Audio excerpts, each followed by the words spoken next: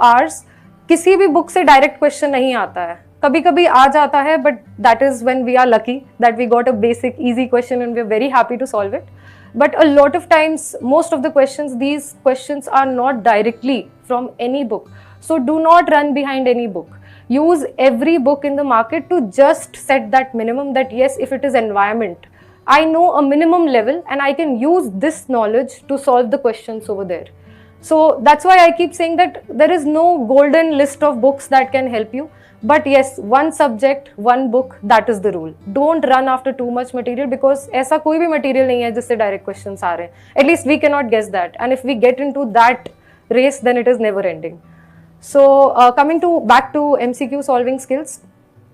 MCQ solving के लिए first and only place that you should go to is the previous year questions. I was also told this by toppers. I also solved the questions, but I don't think I did it enough in my first 2 attempts.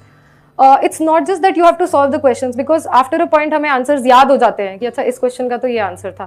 But PYQs का उससे ज़्यादा relevance है. You don't just have to solve it, you have to understand the areas in which they are diverging. So in the last 10 to 12 years, which are the areas of focus and which are the areas of priority? Even the options that are wrong, where are these options coming from? If there is an option that is wrong but it is worthy of mention in a UPSC paper, so please read about those options also. Many a times the wrong options, there are topics that are covered in the next year. So PYQ is a huge chunk in itself. उसके लिए एक मैंने अलग notebook बनाई थी अपने second attempt के बाद. And then not just the knowledge part of the PYQs कि कौन से हमारे focus areas हैं, also the language. What kind of a language is UPSC using in its answer, in its questions, and how I can understand and inculcate this language, because tomorrow the same questions in a similar language will come. So I will be better equipped to understand the English of it.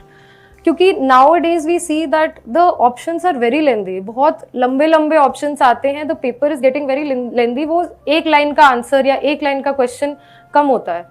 तो उस चीज़ के लिए उसकी language को समझे, किस type के organisations के बारे में आपको पढ़ना है, क्योंकि फॉर एग्जांपल हम रिपोर्ट्स पढ़ने बैठते हैं तो वो लिस्ट बढ़ते ही चली जाती है. So you have to understand what kind of organizations and their reports you have to be aware about. So it will help you limit your syllabus to a large extent. For watching my video and don't forget to subscribe my channel and hit the bell icon.